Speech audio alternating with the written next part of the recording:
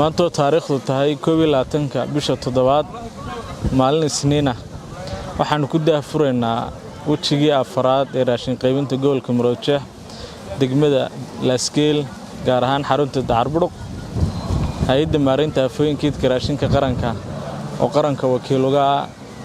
in la gaarsiiyo dan yarteena gobol kasta iyo degmo kasta iyo goob kasta ku nool yihiin raashin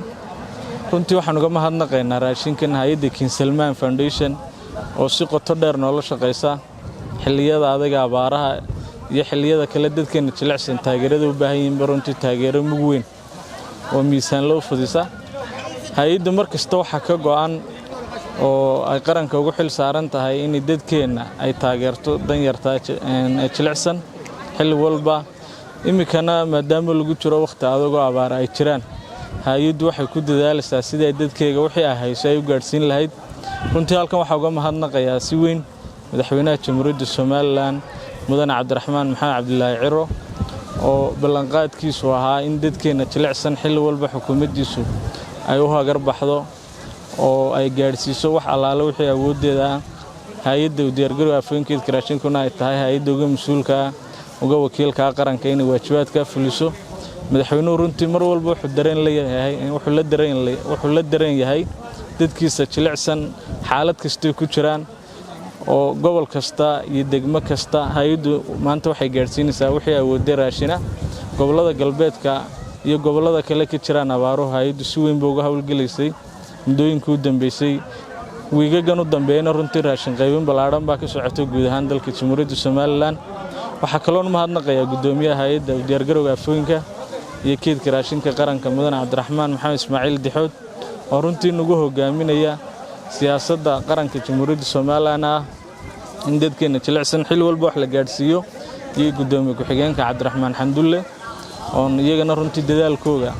iyo qorsheyntii hawshan ay ku lahaayeen iyo hawshan qaabinteedii mugga weyn ay ku lahaayeen aan uga mahad celinayo ugu dambeyn waxaan mahad celinayaa gudoomiyaha degmada Laskeel Mustafa Ibrahim iyo xogeeyaha Mustafa Suudi oo runtii si weyn noola shaqeeyay oo ka seexanin runtii liiska qoristiisii dadka soo xilistoodii waqti badan galiyay oo runtii maalin iyo habeen ka nasan sidii degmada deeqdan ay soo gaari lahayd tanmaha deeqdii koobaad in degmada soo gaarsiino ee degmada wada shaqeyn joogtaan leenahay waxaan ognahay degmadu waa degmo balaaran oo deegaano badan xukunta raashinkan la keenayna runtii raashin aad u kooban weeyaan laakiin waxaan ballan qaadaynaa ka xukuumad ahaan iyo ka hay'ad ahaanba doorka dambe nimanayno inaanu soo kordhino deeqdan oo tiro fiican oo dadka deegaanka si fiican u wada gaadhaan soo gaarsiin doono runtii wada shaqeyntooda maamulka degmada xogeeyaha gudoomiyaha aad baan ugu mahadnaqayaa dadka deegaanka odayaasha dadka kala deeqdan gudoomiya oo mar walba nimaadno si wanaagsan noola shaqeeya si wanaagsan noo soo dhaweeya deeqda loo keenay xukuumadooda u keentayna si wanaagsan u gudooma aad iyo aad baan ugu mahad celinayaa xogeeyo maanta nala joogina ku wareejino tiradhan 300 oo qoys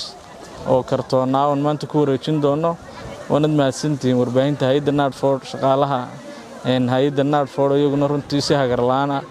hawshan baaxad leh qayb weyn uga qaadanaya fulinteedii iyo hirgelinteedaba assalaamu calaykum waraxmatullaahi wabarakaatuh bismillaah ugu horreyn ilaahay baa mahad iska leh isugu kan keenay maanta xafladan xil wareejinta raashinka ee ay nagu wareejinayso hay'adda Nardford oo ugu horeeyo isduuhii gobolka Cabdixakiin oo nu aad iyo aad ugu mahadnaqayno oo aan ahayn markii koowaad iyo markii labaad iyo markii saddexaad toonna mar kasta oo ay wax yimaadaan gobolka waan kuwa ugu horeeya ayaanuna aad iyo aad baan ugu mahadnaqaynaa kulli raashinkan waa raashin yar oo kooban dhulkana abaaro baahsan baa ka jira oo ilaahay abaarta horta inaga soo jabiyo bil'aadmi wax la siiyaa waxba sheegi mayso ta ilaahay aynu horta ilaahay inuu weydiisanayo inuu raxmadka noo shubo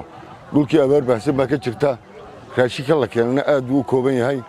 waxaan leenahay de kulley wixii la hayo ayba wax la isaga dhiibaaye waxaan leenahay insha Allah taa kalena waa mid aan soo kordhiyo oo insha Allah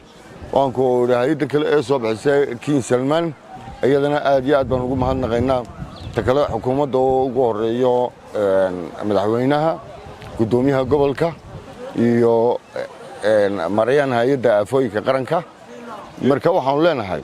إن شاء الله horta dee liiskii soo qornay raashinkiina noo yimi tabaabashii dadkii sidaan wuxuu siinayno baan hadda ku jirnaa waxaan leenahay insha Allah iyaduna waanu siinaynaa hadda waan liiska waa bilownay waxaan leenahay bal insha Allah ilaahay naga soo jabiyo ma leenahay abaarta ilaahay naga soo jabiyo waxaan leenahay aad iyo aad baa u mahadsantiin waan ku dadaalka muujiseen raritaanka iyo hawsha iyo joodiga idinka galay waxaan gudoominaa si wanaagsan baan noo dhaafaysaa insha Allah si noo yaqaan inuu dhaafaysaa waana 300 oo qoys ayaan ka gudoominaa abdaxkiin waayo assalaamu calaykum